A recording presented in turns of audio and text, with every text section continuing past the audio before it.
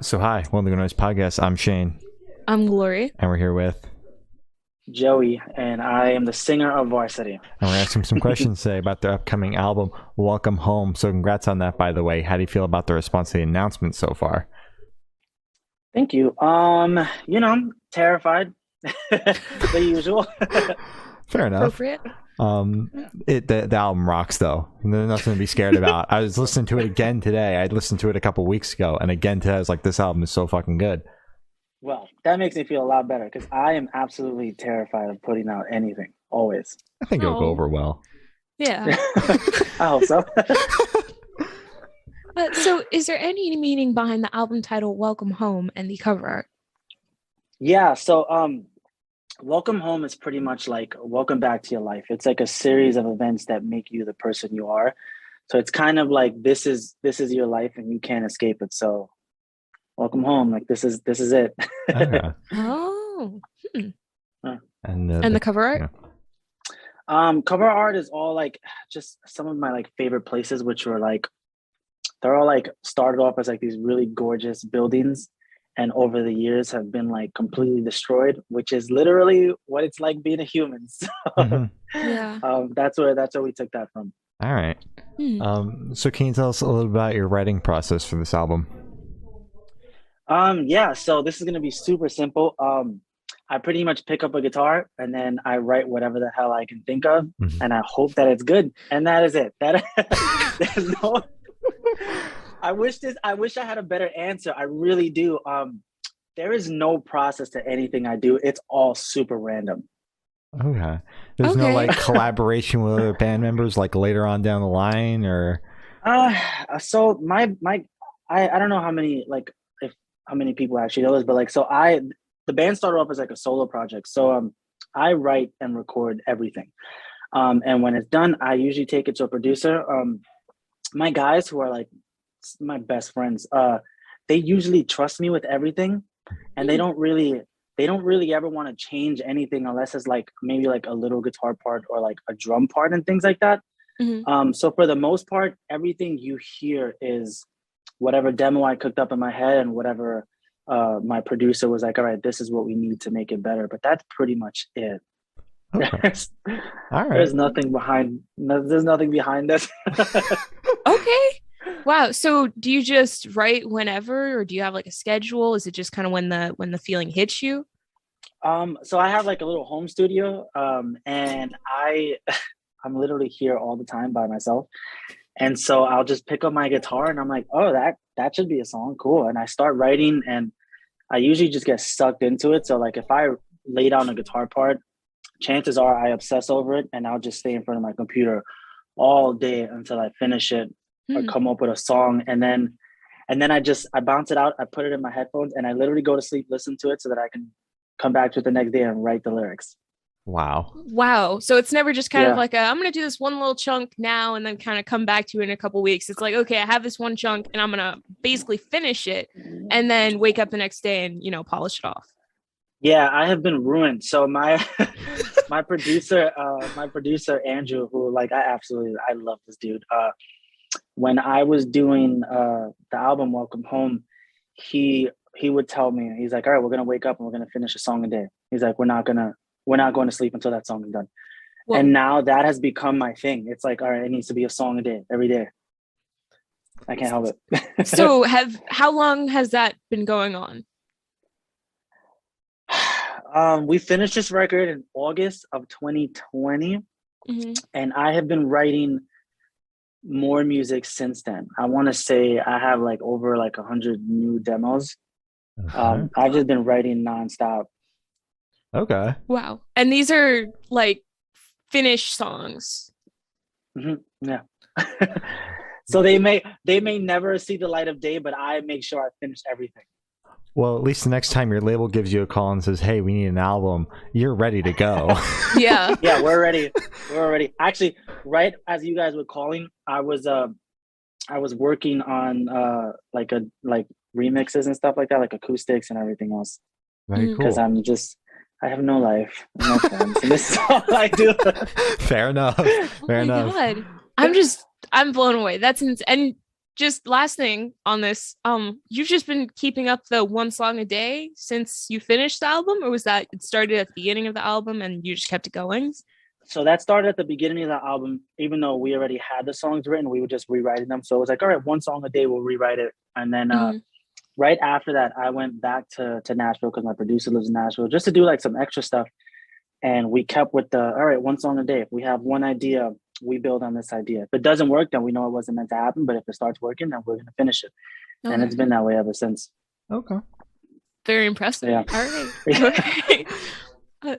I want you to tell us your favorite lyric off this album and the meaning behind it. Ooh, wow. That's, I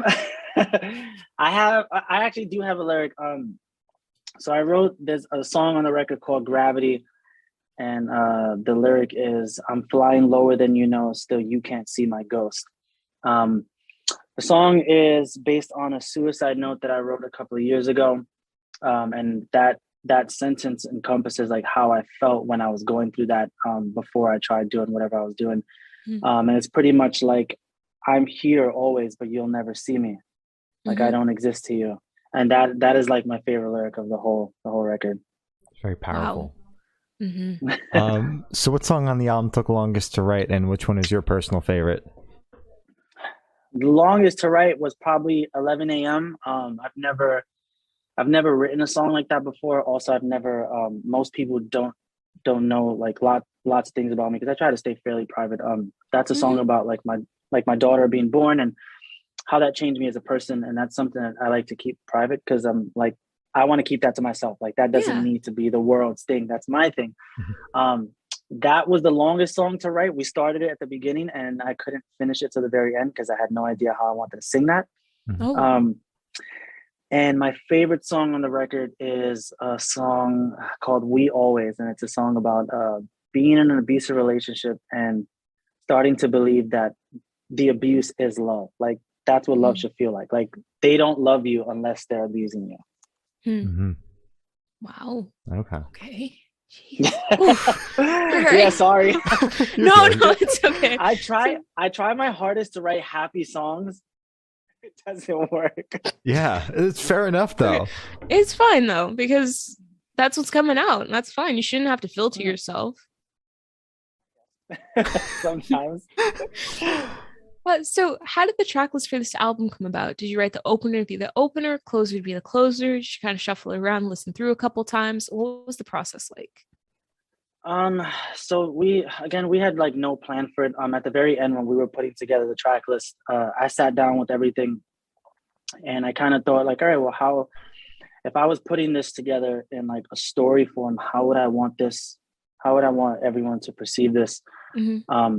And that's pretty much how I did the track listing for it. So the first songs are a little more fun and uplifting, but as you get through the record, it kind of like gets a little harder and a little darker.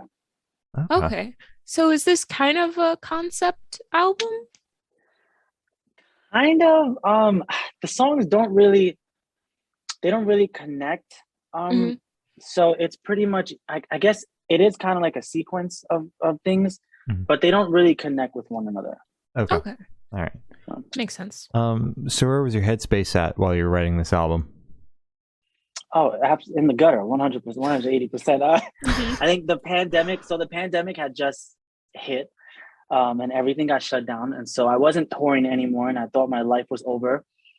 And then we signed to Spinefarm, like we got our record deal during the pandemic and they sent us to go do this record. But my head was, I think I was so stressed out and so depressed because I had no idea when the pandemic was ever going to end that I literally just started writing things. And I'm like, these are all the things I want to say. And then just here it is. Yeah. Okay. All right. So how do you recommend your listeners to listen to this album for the first time? Should they play it in the car with friends, in the dark with headphones on? Should they work out to it? What do you personally recommend?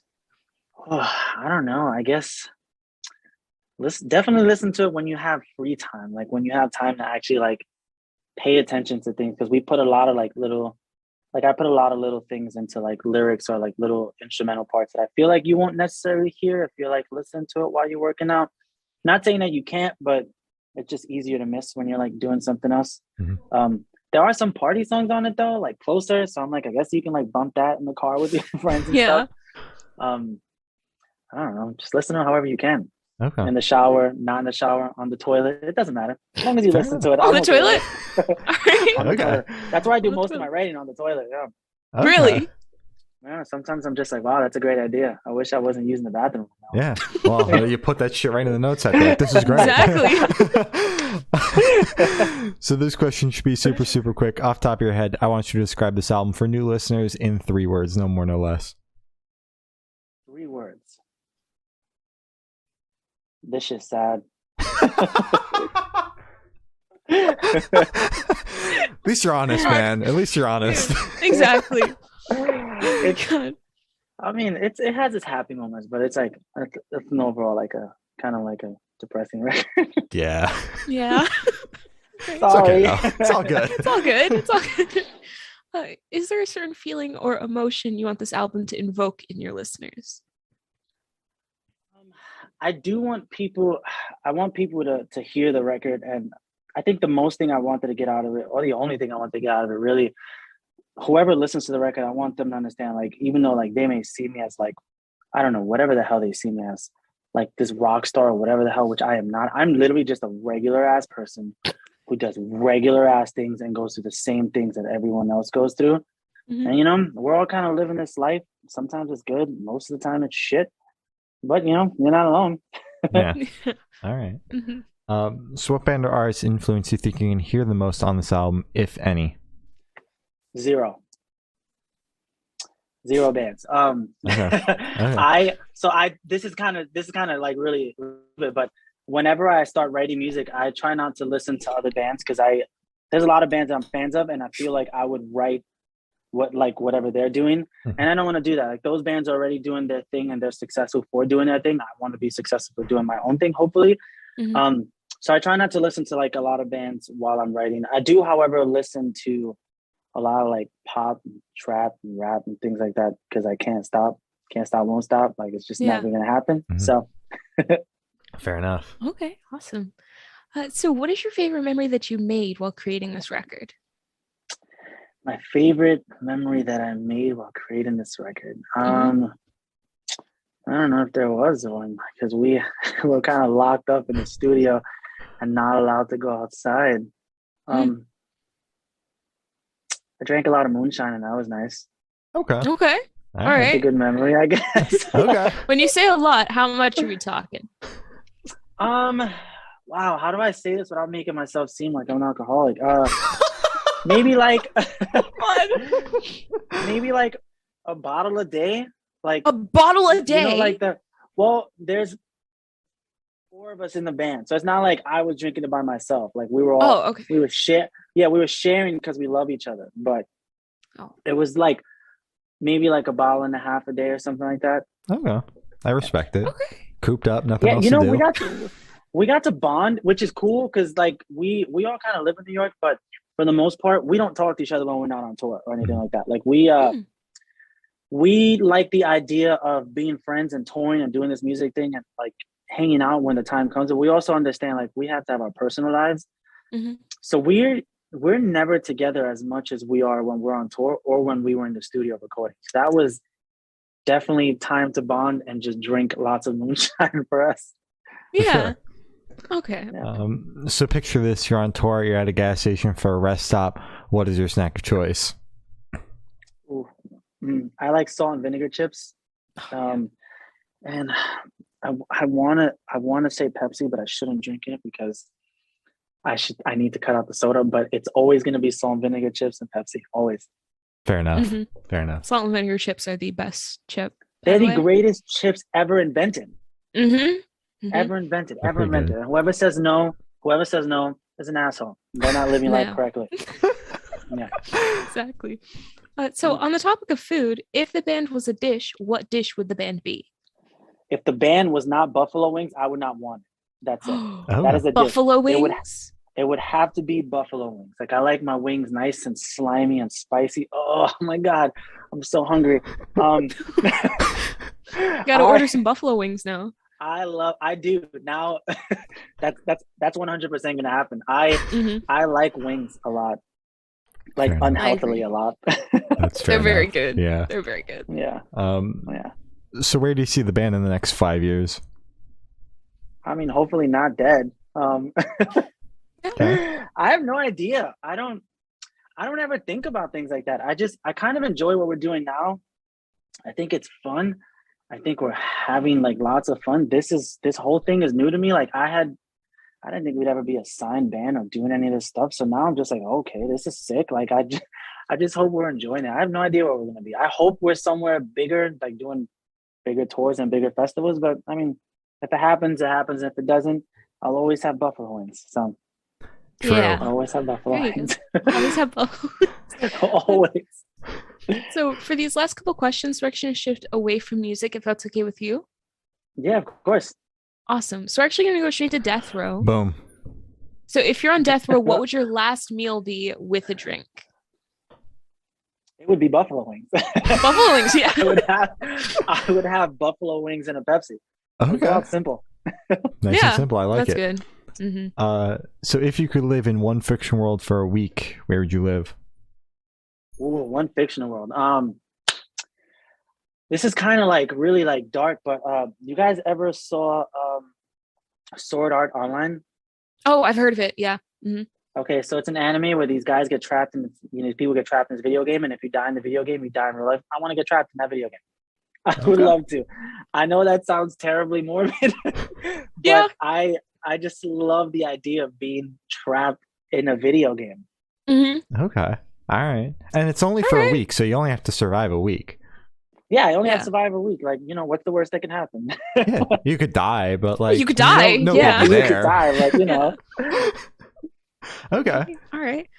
So I have the honor of asking the last question. Every single person we've spoken to has actually said it is the most important question. Okay. What is your favorite color? Ooh, this is the most important question. It really is. My favorite color is purple. It is the perfect color. It's like just dark enough to be dark, but also just light enough to be considered a light color. Mm-hmm. And it looks good on everything. Mm-hmm. So purple. Purple stands rise up. I love it. Yo, purple stands. Let's go. Get up. So as Gloria said, that's all the questions we have today. Is there anything that you would like to plug? Listen to our record. If you like my band, I don't care if you get it on Spotify or Apple Music or you steal it off of Kingdom Leaks. Just listen to it. Oh, rest in peace, Kingdom Leaks. R.I.P. Kingdom Leaks. They were the best. Yeah, they were. Mm-hmm. Yeah, they really were. I probably shouldn't say that, but I don't care. They were. I don't the think best. we should be saying it either, but they were. I have no shame. I've heard. I've stolen so much music in my life. I don't care. I don't care. Listen, sometimes when you broke, but you love a band and you want to listen to them. Exactly. That's just the way the world is, man. Like, you can't help it. Fair exactly. enough. You got a point. Well, thank you for now. That's been Joey from VRSTY, and we have been the Good Noise Podcast.